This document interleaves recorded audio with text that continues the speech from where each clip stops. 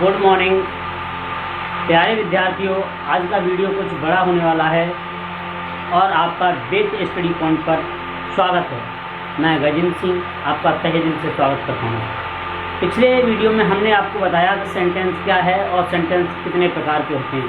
आज हम उन प्रकार का डिटेल अध्ययन करेंगे जो कि वाक्यों के बारे में हमने बताया था। वाक्य कितने प्रकार के होते हैं उन प्रकारों का हम आज डिटेल अध्ययन करेंगे। और सबसे पहले लेते हैं हम असर्टिव सेंटेंस। सबसे पहले लेते हैं असर्टिव सेंटेंस। असर्टिव सेंटेंस होता क्या है? असर्टिव सेंटेंस एक साधारण वाक्य होता है। इन वाक्यों में हम क्या लेते हैं कि सत्य घटना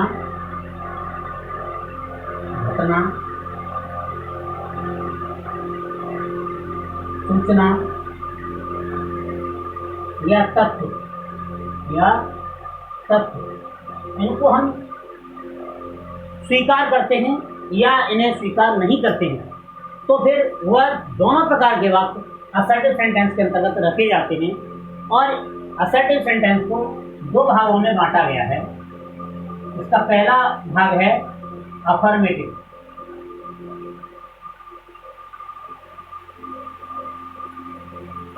सेंटेंस और दूसरा भाग क्या है? इसका दूसरा भाग है नेगेटिव सेंटेंस। तो आप यहाँ समझ रहे होंगे कि जो इसका पहला भाग है वो है आपका अफर्मेटिव सेंटेंस और दूसरा भाग है इसका नेगेटिव सेंटेंस।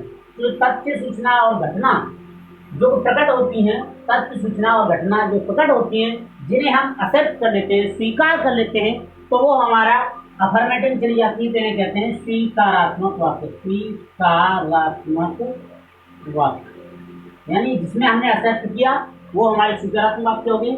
और जिन वाक्यों में हम तथ्य घटनाओं या सूचनाओं को स्वीकार नहीं करते हैं, अर्थात उनको नकार देते हैं, तो वो क्या होते हैं? हमारे नकारात्मक वाक्य। फॉर एग्जाम्पल, अब हम यहाँ पर लेते हैं पहला उदाहरण अफर्मेटिव का। जैसे कह रहे हैं ही इज गोइंग, वह जा रहा है। हमने इसे क्या कर लिया? एक्सेप्ट कर लिया। तो ये कैसा हो गया आपका? अफर्मेटिव। कैसा हो गया? अफर्मेटिव। अगर इसको हमने एक्सेप्ट नहीं किया तो कह रहे हैं ही इज नॉट गोइंग, वह नहीं जा रहा है। तो ये कैसा हो गया? Negative sentence. आप समझ रहे हैं कि जिन सूचनाओं को, घटनाओं को और तथ्यों को हम स्वीकार कर रहे हैं वो हमारे स्वीकारात्मक यानी अफर्मेटिव सेंटेंस हो रहे हैं, और जिनको हम स्वीकार नहीं कर रहे हैं वो हमारे नेगेटिव सेंटेंस होते चले जा रहे हैं। नेगेटिव और अफर्मेटिव दो भागों में हमने असर्टिव सेंटेंस को तोड़ दिया है। इसके बाद दूसरा हमारा जो सेंटेंस आता है वो सेंटेंस आपका इंटरोगेटिव।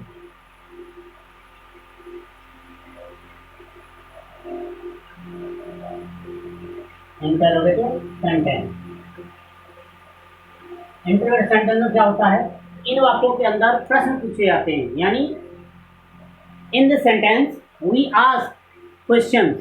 यानी इन वाक्यों में हमेशा प्रश्न पूछे जाते हैं और प्रश्न पूछे जाते हैं और इन वाक्यों के पीछे प्रश्नवाचक चिन्ह लगाया जाता है, यानी मार्क ऑफ इंट्रोगेशन। हमेशा प्रश्नवाचक वाक्यों के पीछे प्रश्नवाचक चिन्ह लगाया जाता है। अब बात समझने की यह है कि जिन वाक्यों में प्रश्न पूछे जाते हैं तो प्रश्न पूछने के दो तरीके होते हैं।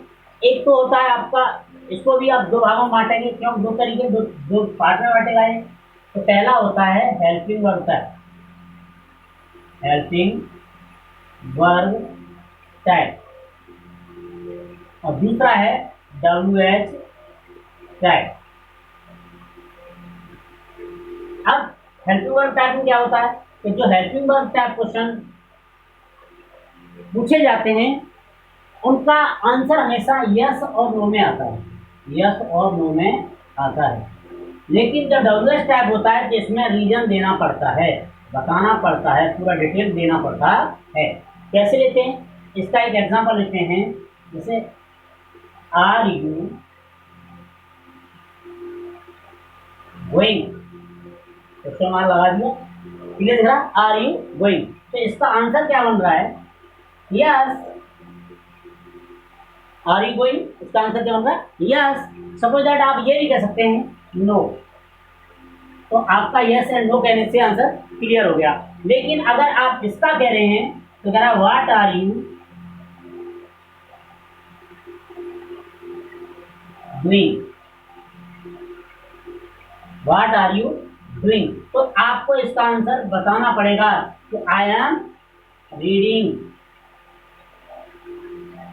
आई एम रीडिंग, मैं पढ़ रहा हूं। अर्थात इसका आंसर आपको क्लियर वे में बताना पड़ेगा।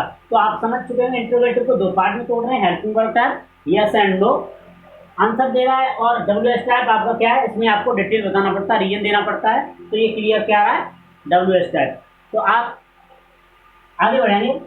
लेकिन कभी कभी वाक्यों में आपने देखा होगा एग्जाम में कि प्रश्न हम इंपरेटिव में भी पूछ लेते हैं, क्योंकि वह आप सेंटेंस आने वाला है उसको पढ़ेंगे। तीसरे नंबर का जो सेंटेंस है वो है आपका इम्परेटिव सेंटेंस।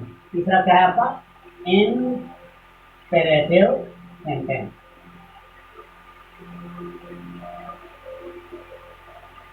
इम्परेटिव सेंटेंस जैसा कि नाम से स्पष्ट हो रहा है, it is clear by the name imperative. Imperative का अर्थ क्या होता है, आदेश। तो इन वाक्यों में हम क्या दिखाएंगे, इन वाक्यों के अंदर आज्ञा हो रही होगी, विनती होगी, सलाह दी गई होगी, ठीक है ना, आज्ञा, विनती, परामर्श, सलाह, सुझाव दिया गया होगा और प्रस्ताव रखे गए होंगे। ऐसी चीजें इनके अंदर आती हैं, तो ये इम्परेटिव सेंटेंस कहलाता है। चलो इसके एक दो सेंटेंस लेते हैं, क्लियर हो जाएगा। जैसे हम आपको कह रहे हैं, example,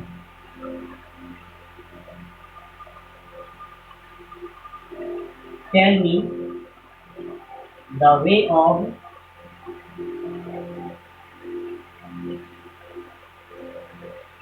station, tell me the way of station, मुझे स्टेशन का रास्ता बताएं। तो यहाँ पर आप समझिए, ये हमारा वाक्य क्रिया की फर्स्ट फॉर्म से शुरू होता है और पीछे इसके क्या लगा है, फुल स्टॉप। इम्परेटिव वाक्य की सबसे बड़ी पहचान होती है, यानी इसकी आइडेंटिफिकेशन करेंगे, पहचान करेंगे, तो सबसे पहले हमारा क्या होगा, क्रिया की फर्स्ट फॉर्म होगी, यानी क्रिया की फर्स्ट फॉर्म जो होता है, उसके बाद ऑब्जेक्ट होगा, उसके बाद अदर वर्ड दिए गए होंगे और पीछे क्या लगा होगा, फुल स्टॉप। तो इम्परेटिव वाक्यों में हमेशा क्रिया की फर्स्ट फॉर्म से शुरू होते हैं और पीछे फुल स्टॉप लगा होता है। कह रहा है यहां से चले जाओ, यहां से चले जाओ, तो गो फ्रॉम हियर, यहां से चले जाओ, आपको आदेश हो गया यहां से चले जाओ। यहां वो पूछ रहा था आपको, रिक्वेस्ट का भाव दिख रहा है। और यहां एक और तरीके से ले सकते हैं, please give me your pen, please give me your pen, प्रश्न लगा दिया। इसे दूसरे तरीके से कैसे लिख सकते हैं, गिव मी योर पेन, कौन आए प्लीज, इस तरीके से भी इसे लिख सकते हैं, चाहे ऐसे लिख लो चाहे ऐसे लिख लो। इंपरेटिव में पहचान वही होगी कि क्रिया की फर्स्ट फॉर्म से स्टार्ट होगा और पीछे फुल स्टॉप लगा होगा, इस तरीके से लिख सकते हैं। और आगे इसके और एक दो और तरीके हैं। किसी ने बोल दिया, जैसे एक सेंटेंस दे दिया, सदा सत्य बोलो, सदा सत्य बोलो, वाक्य कैसा है, इंपरेटिव है। तो सदा के लिए क्या रखेंगे, ऑलवेज, बोले क्या होती है, स्पीक, क्या बोलो, सत्य, the truth. You can understand, आप समझ सकते हैं कि यहाँ पर ये ऑलवेज जो शब्द है ये सबसे पहले लिया, क्यों लिया, ये बताने की, स्पीक वर्ब का क्या है, ये स्पीक वर्ब को बता रहा है कि सदा सत्य बोलो, बोलने पर ये अपना प्रभाव डाल रहा है। तो इसे एडवर्ब कहेंगे, हमने इसे पहले लिया। हमेशा एडवर्ब या तो पहले आएगा या बाद में आएगा। ऐसे ही नेगेटिव ले लेते हैं, जैसे यहाँ मत बैठो, यहाँ मत बैठो, अब इससे आप नेगेटिव बनाएंगे तो मत के लिए क्या लिख रहे हैं, do not set here, do not set here. Short form में इसे क्या लिख देते हैं, डोंट सेट हियर। शॉर्ट में आप क्या लिख सकते हैं, डोंट सेट हियर। तो ये आपका अफर्मेटिव रहा, ये आपका नेगेटिव हो गया, क्योंकि इंपरेटिव के अंतर्गत भी अफर्मेटिव और नेगेटिव भाग होता है, इसलिए मैंने आपको बता दिया। तो डू नॉट से लगा सकते हैं। अगर आप इसे नेवर से भी देखना चाहें तो एक सेंटेंस नेवर का ले लेते हैं, जिससे क्लियर होता चला जाए और कोई बात न रहे, जिससे कि विद्यार्थियों के मन में ये समस्या रहे कि नेवर का हुआ। जैसे कभी गाली मत दो, कभी गाली, कभी गाली मत दो,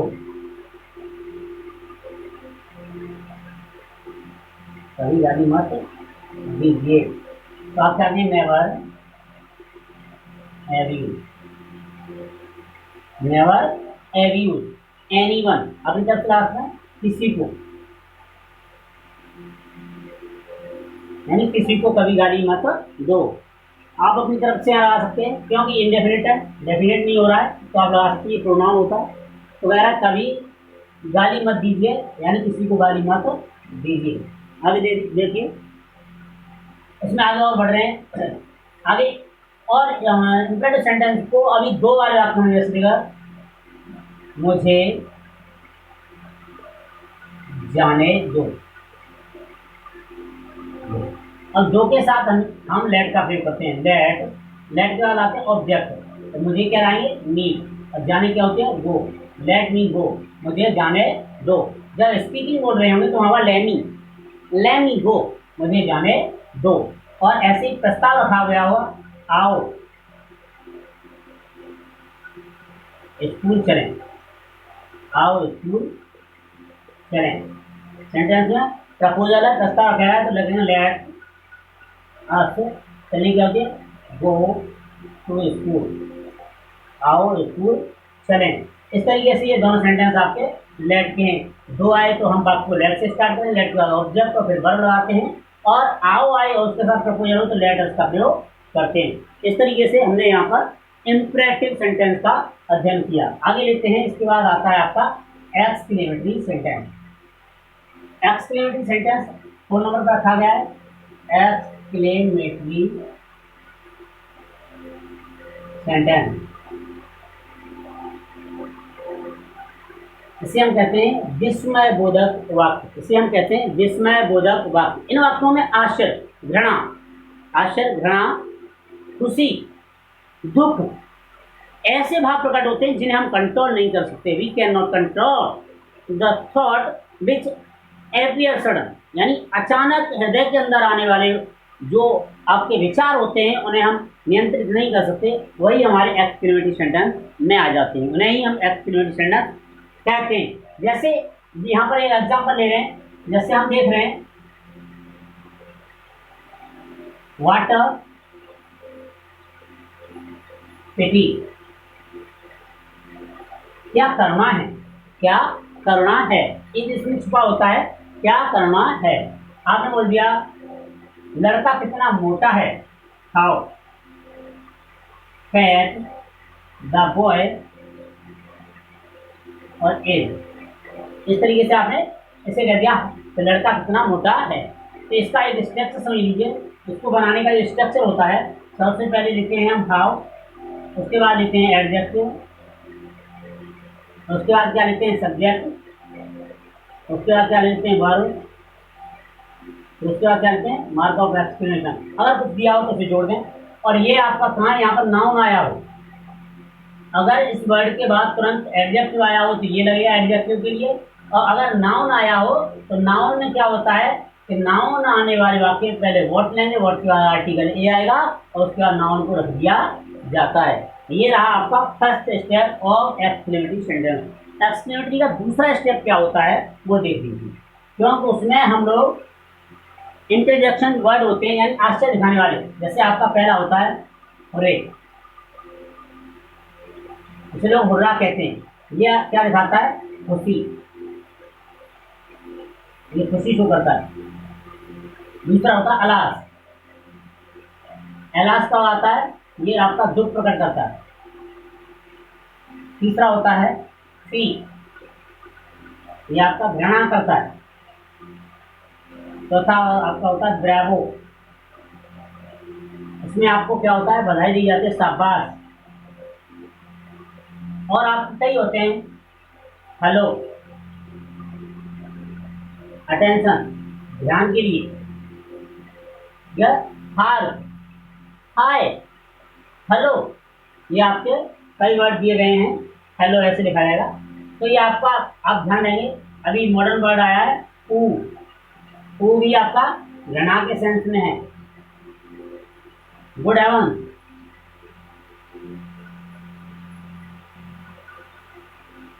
ये क्या होता है, दुख होता है। इसमें क्या होता है, दुख प्लस पश्चाताप, रिग्रेटिंग, दुख होता है और उसके साथ पश्चाताप, रिग्रेटिंग भी होता है, तब गुड हेवंस का यूज किया जाता है। तो सेंटेंस लेते हैं इसके। जैसे कोई कह रहा है अरे,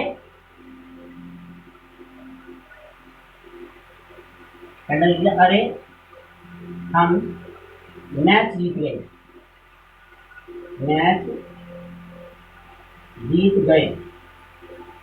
वाक्य लिखा अरे हम मैच जीत गए, खुशी हो रही है क्योंकि अरे हम मैच जीत गए। तो अरे की जगह हुए, HURRAH, हुए। अब जीते कौन है, हम, तो वी जीत गए। अब यहाँ पर सेंस क्या आ रहा है, देखो, we have won, third form आएगा the match, we have won the match, अरे हम मैच जीत गए। और ऐसे हो रहे हैं, अरे वह मर गया, अरे वह मर गया। तो आप सीधे से बोलेंगे अलास, ही इज डेड, वह मर गया। क्यों, यहाँ पर आपको क्या हो रहा है, दुख हो रहा है। इस तरीके से आप समझ रहे हैं कि हमने यहाँ पर जो इंटरजेक्शन वर्ड हैं, यहाँ पर यानी आश्चर्य दिखाने वाले शब्द हैं, उनको पहले रखा, उसके बाद मार्क ऑफ एक्सप्लेनेशन रखा है, दिख रहा होगा आपको, ये लगा दिए हैं आपके सामने। और इसके बाद यहाँ पर टेंस के यूज करके हमने वाक्य को साधारण तरीके से बना दिया है। इस तरीके से आपकी समझ में आ चुका होगा एक्सक्लेमेटरी सेंटेंस। अगला आता है आपका सेंटेंस ऑपरेटिव। अगला सेंटेंस है आपका फाइव, ऑपरेटिव, OPTATIV,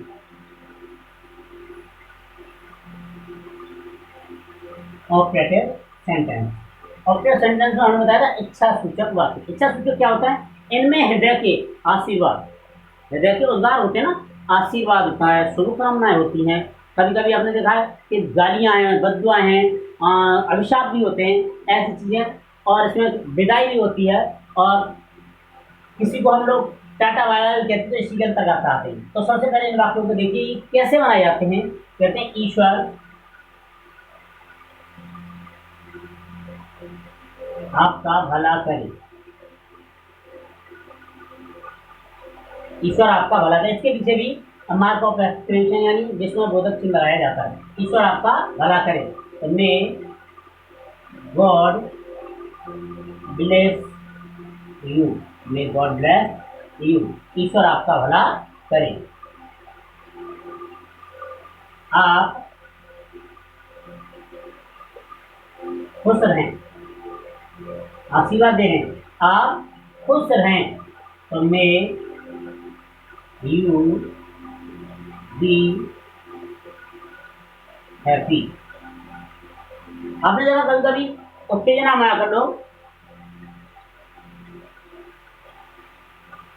अनुसार दे देते हैं, कहते ना may you go to health, क्या कहते हैं, भाड़ में जाओ, भाड़ में जाओ तुम। आप समझ रहे, भाड़ में जाओ तुम। तो यहाँ पर ये सेंटेंस क्या है आपका, ऑपरेटिव है। इसके बाद और भी होते हैं, जैसे आपने बोला good morning, mark of exclamation, इसके अंदर भी यही हो रहा है, गुड नाइट,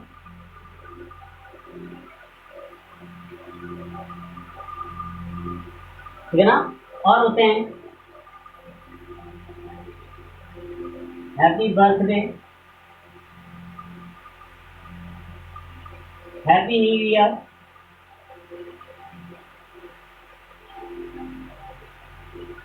ये सब क्लियर तरीके से आपको ऑपरेटिव सेंटेंस का भाव बताते हैं, क्योंकि इनके अंदर भी यहाँ पर विशिंग है, विश कर रहे हैं ना, गुड मॉर्निंग, यहाँ गुड नाइट कर रहे हैं तो आपको बेड कर रहे हैं, बेड में यहाँ पे विदा हो रहे हैं, और यहाँ पर विश कर रहे हैं, और यहाँ पर भी आपको विश किया गया है। इस तरीके से आप समझ सकते हैं कि ऑपरेटिव सेंटेंस पर जाकर हमारे पांचों सेंटेंस क्लियर हो चुके हैं और हमने इन्हें अच्छे से समझा। क्लियर समझ में आया होगा? अगर आपने इनको ध्यान से पढ़ाया, अच्छे समझाया, तो मेरे मानने में ये होता है कि आपको ये सेंटेंस अच्छे से समझ में आए होंगे। I hope you can understand these sentence in simple way. So please मेरे चैनल को सब्सक्राइब करें, लाइक करें और शेयर करें। Thank you, bye bye.